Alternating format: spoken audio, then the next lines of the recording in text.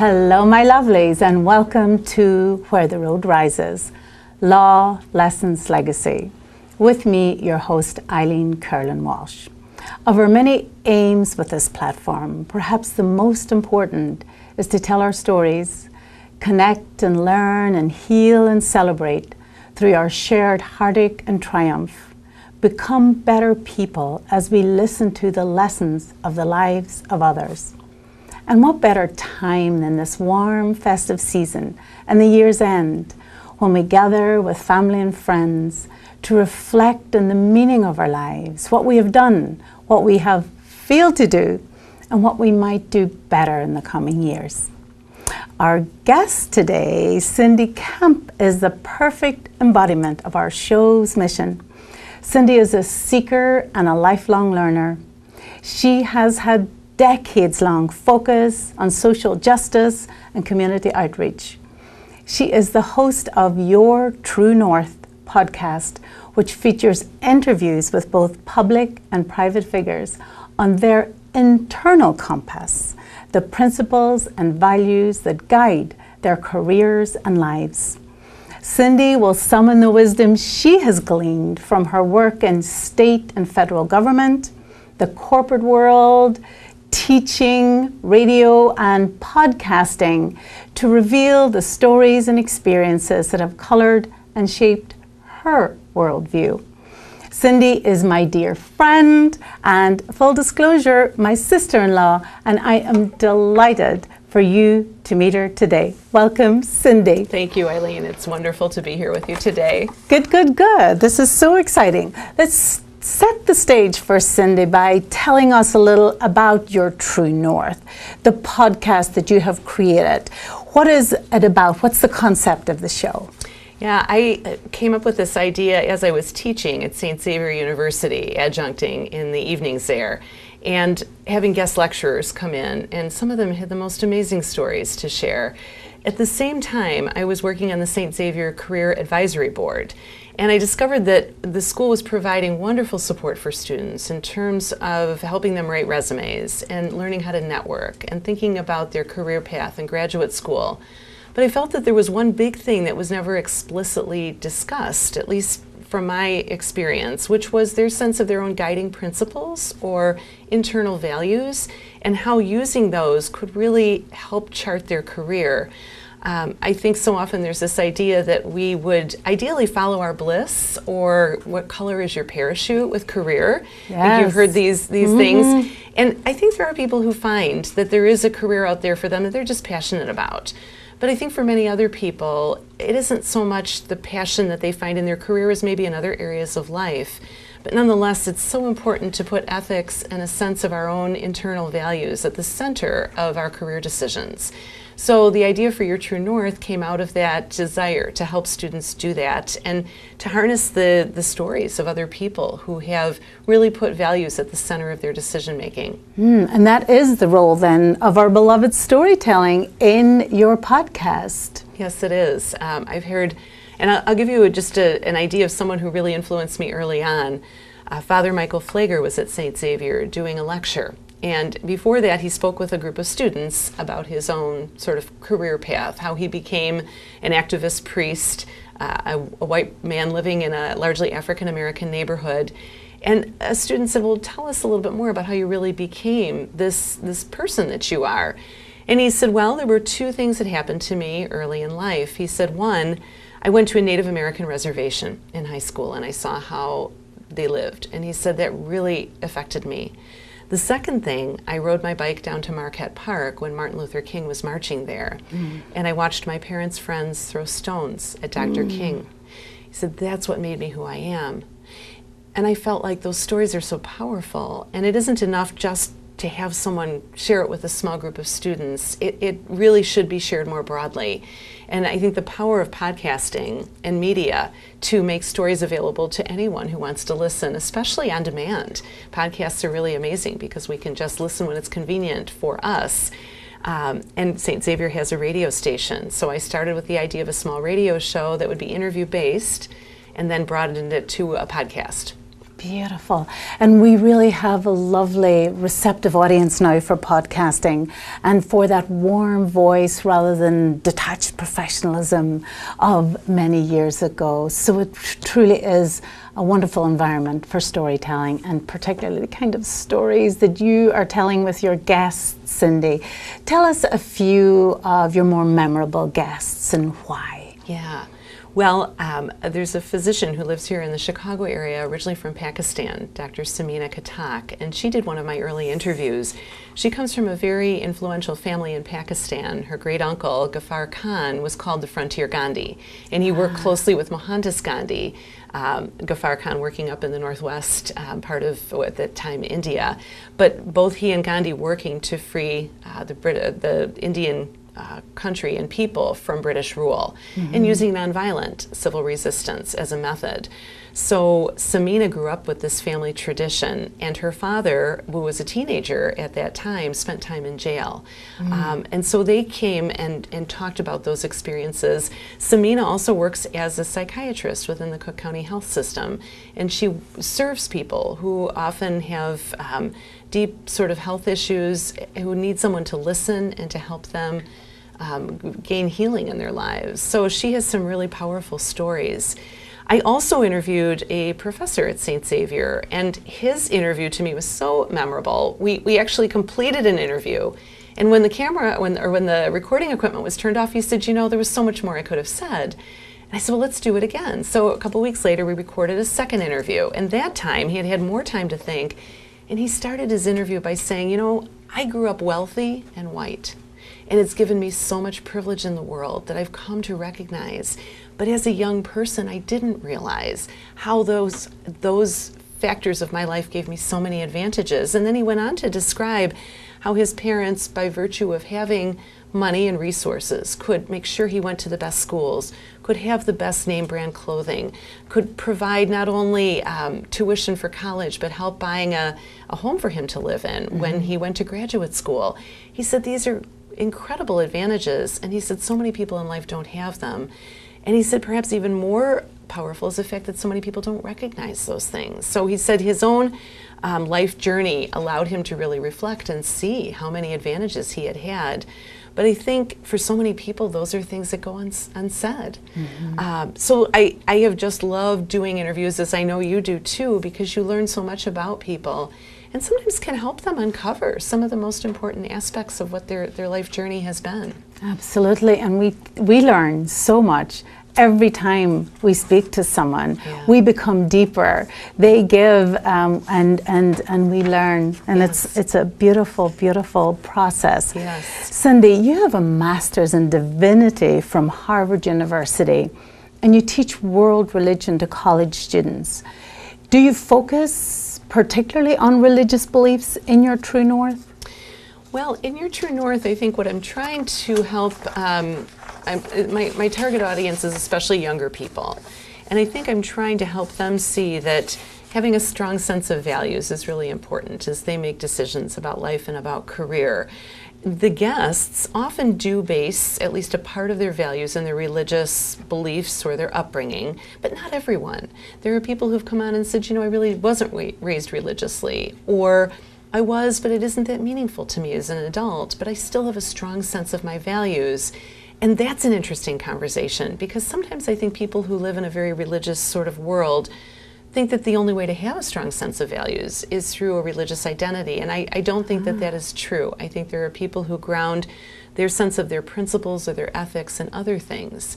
I think our schools give children an enormous sort of sense of what is important when our children in schools learn that being kind, being grateful, listening, having critical thinking skills, these are all also values that are communicated. So I think for some people it does come from a religious background or a spiritual background, and for others, no.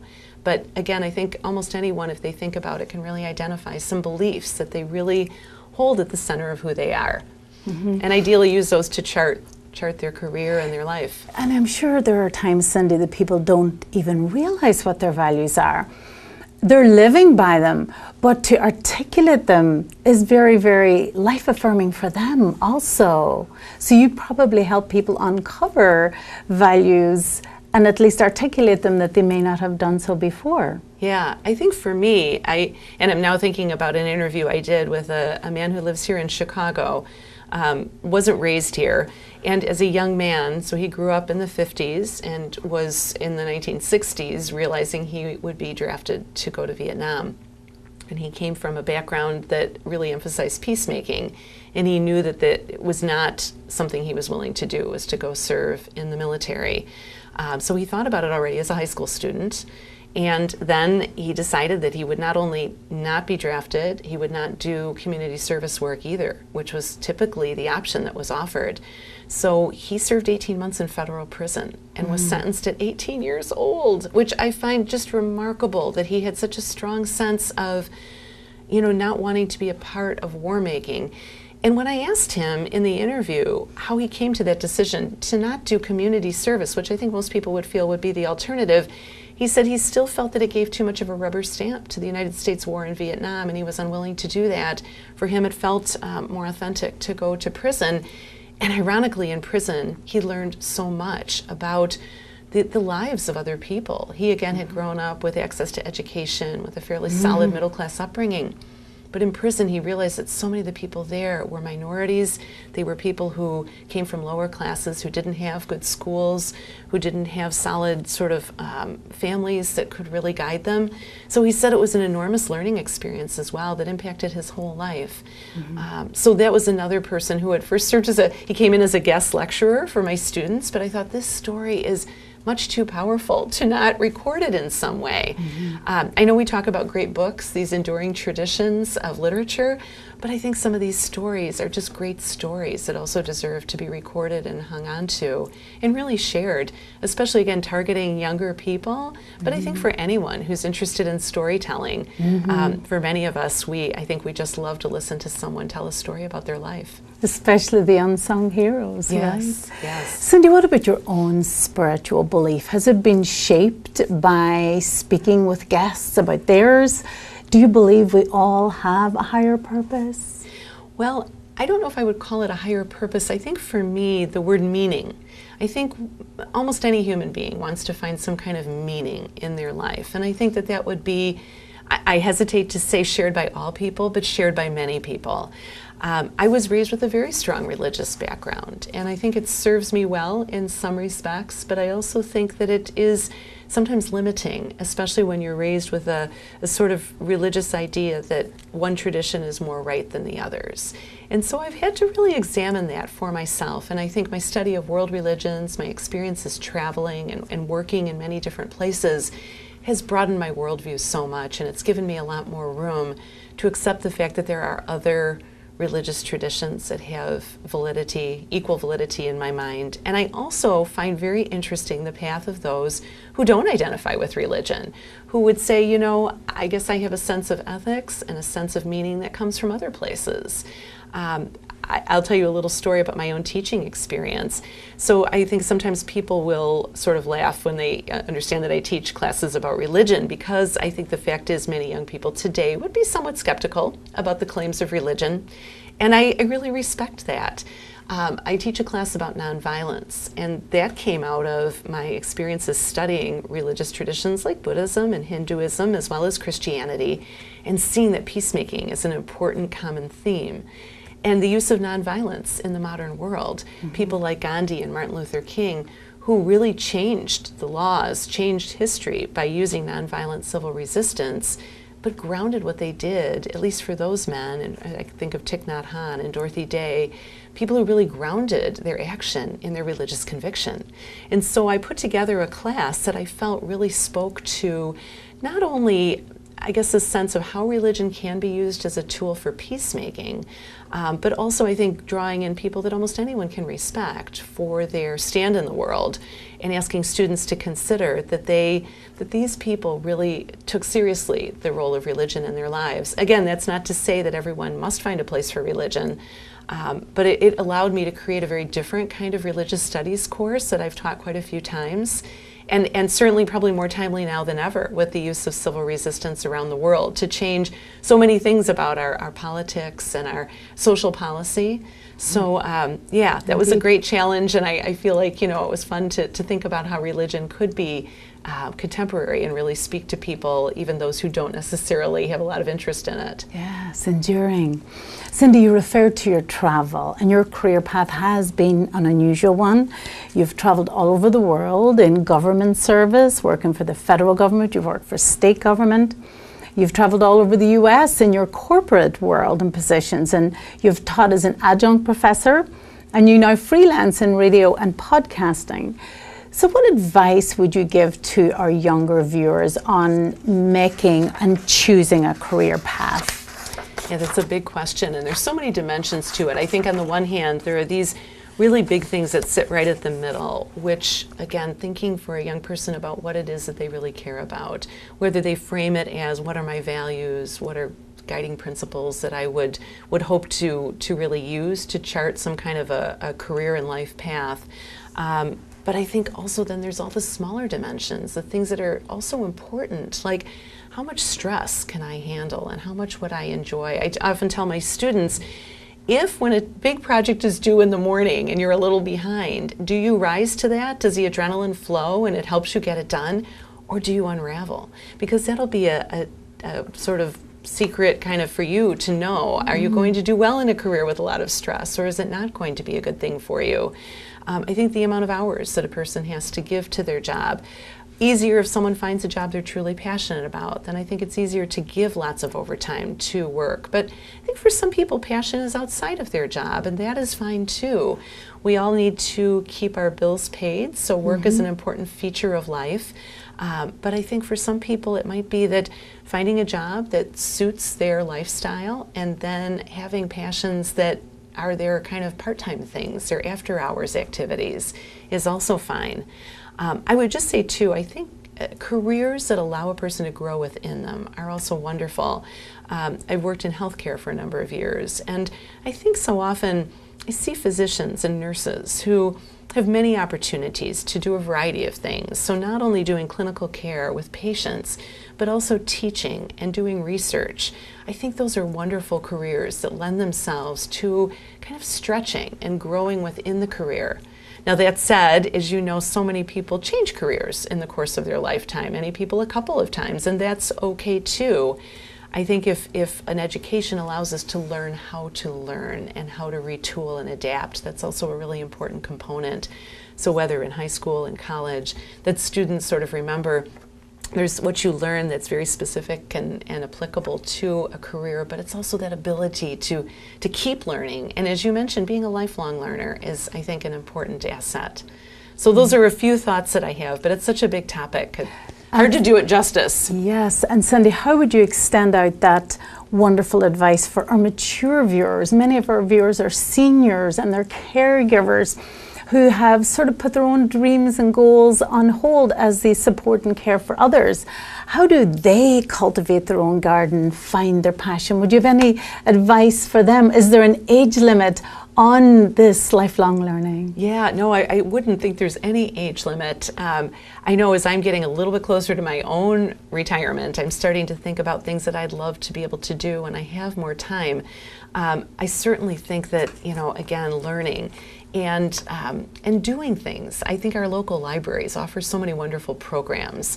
So Yes. whether it's book clubs or it's volunteering and working with organizations to teach literacy, to, you mentioned gardening, I love to garden, so volunteering at places that need help, people working in the dirt, and civic engagement would be another really important aspect of, I think, what other people can do, especially as they become older, and modeling that, taking a young person along.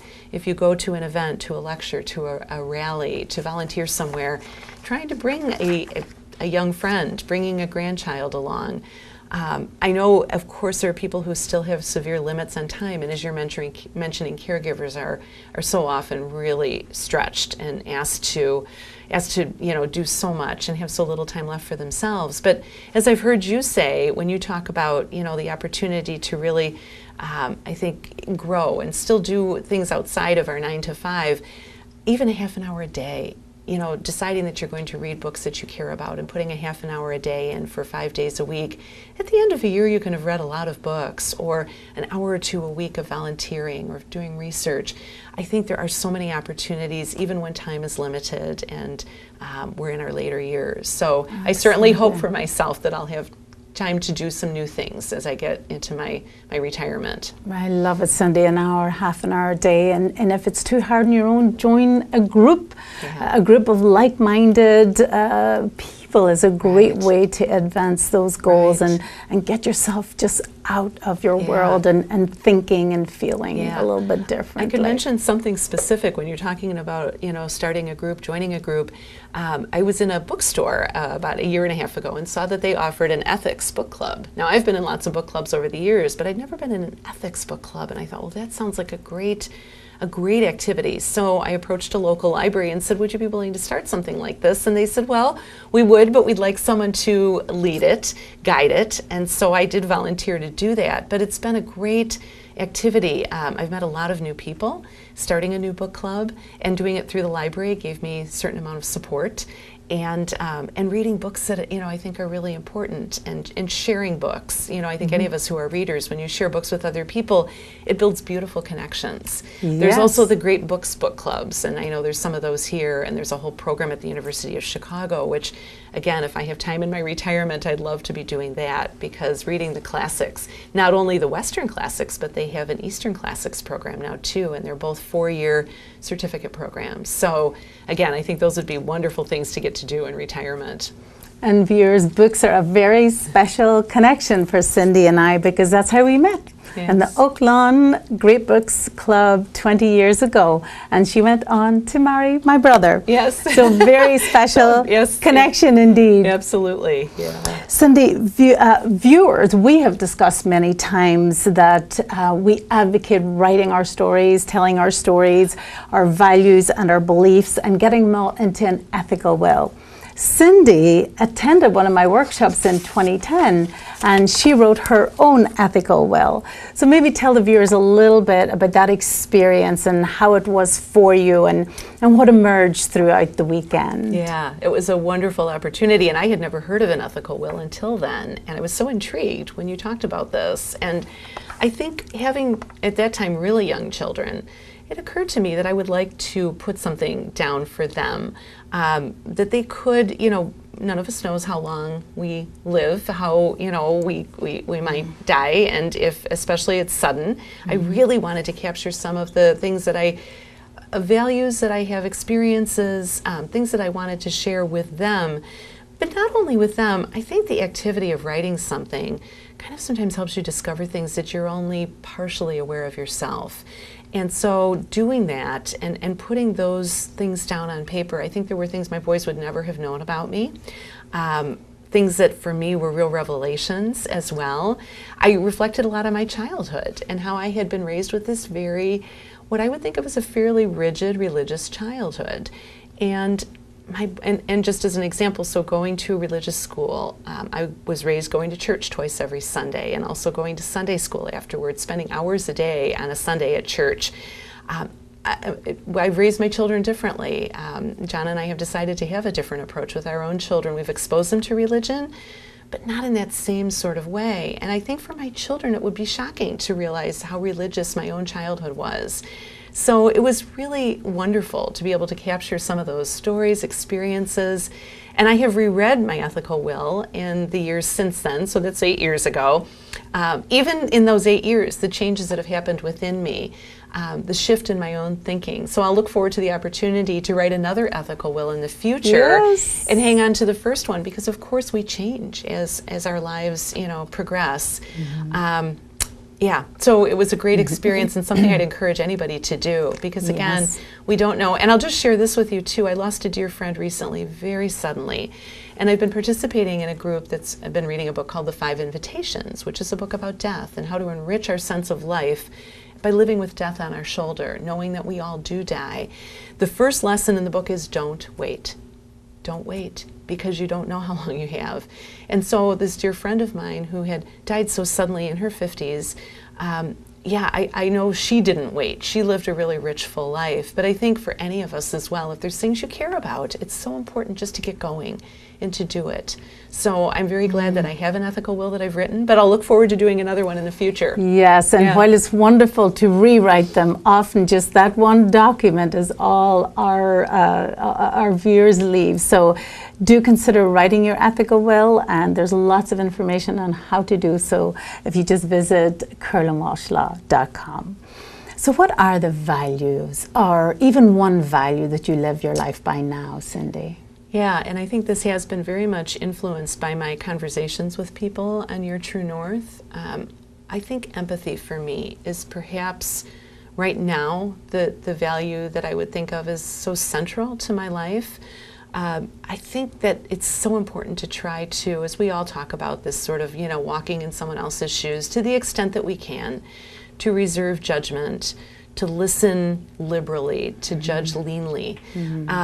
And I think, a little story that I could share with you. And before I share the story, let me just say about empathy, I think it's also important, even if we have the sort of same experience as another person, we lose someone, we go through illness, it's not the identical experience that other person has. So while we hope to be able to share what they are going through and to let them know that we really care, we don't know exactly what they're experiencing. So I think it's important to remember that.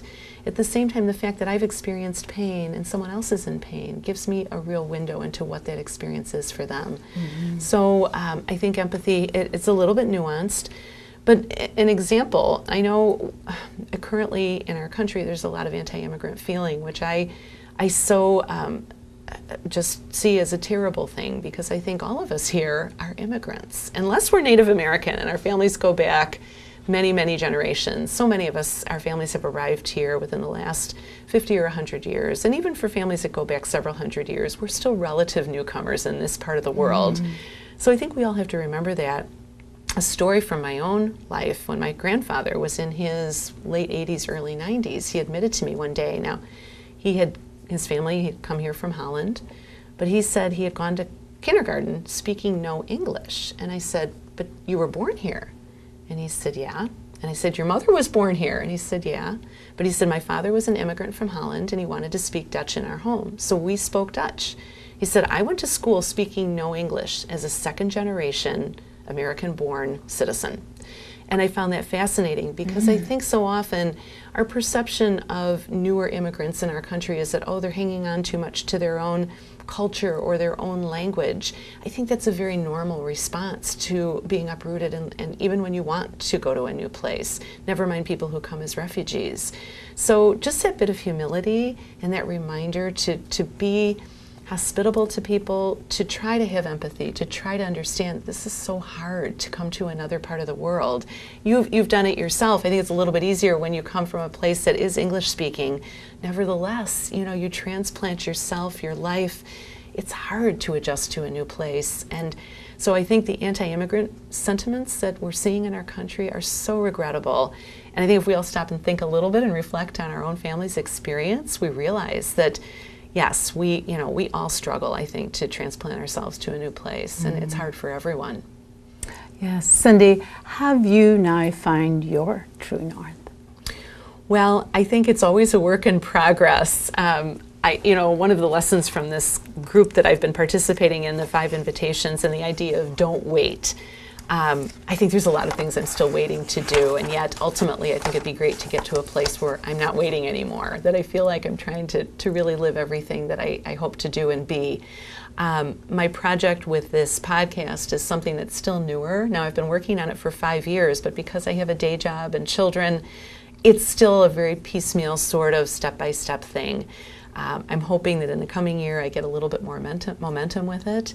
But I think, my own true north is certainly a combination of trying to live my own values as fully as possible, living a life that's rich with friends and family, continuing to be that lifelong learner. So, I hope that I'm getting a little closer all the time, but work in progress, Eileen, definitely. I love it. That's beautiful, Cindy. And how would you want to be remembered? What is your footprint going to be in the world? You know, it's a pretty big question. It is. I think, again, that idea of being someone who's always curious, who's open to life and to experience, that to me would be very important. I think also the last few years I've really tried to live with this idea that just say yes.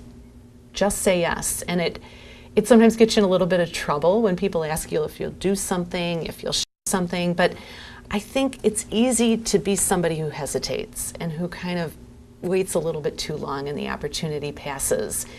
And I think, and your own influence on me has been wonderful because I've seen you say yes to so many things. And I think that for me has been a great guide. And occasionally I have to kind of remind myself that I might get overcommitted when I'm always saying yes.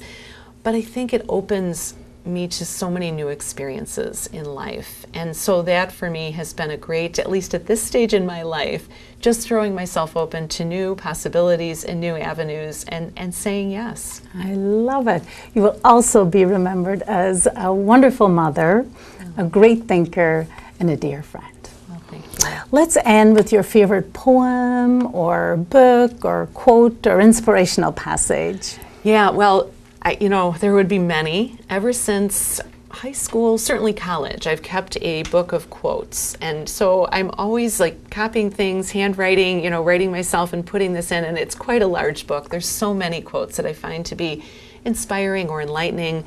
But I heard someone recently quote a little Buddhist saying that I found really, for me, very profound. I think because it also sort of is the counter side to all of the efforts to find meaning in life and the importance and beauty of life.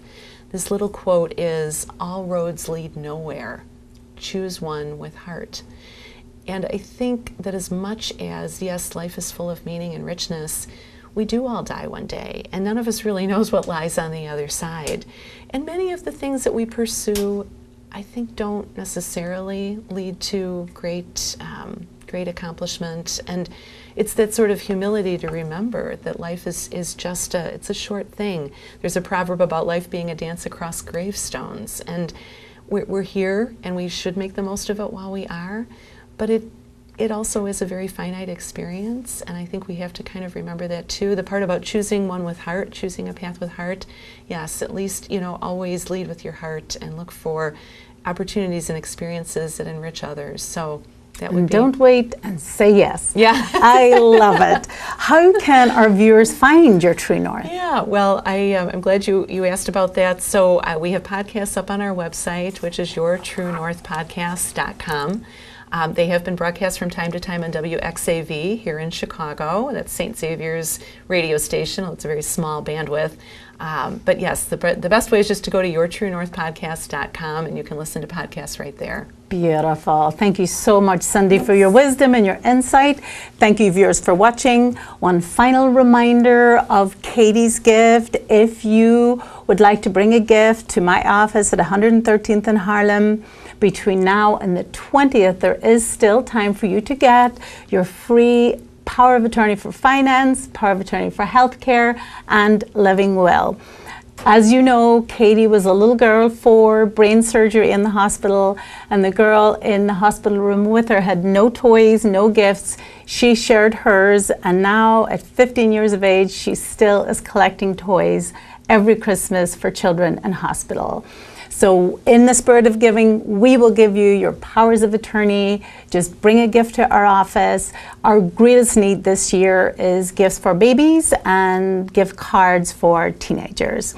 So have a lovely, warm Christmas holiday season, and I will see you in the new year. Thank you.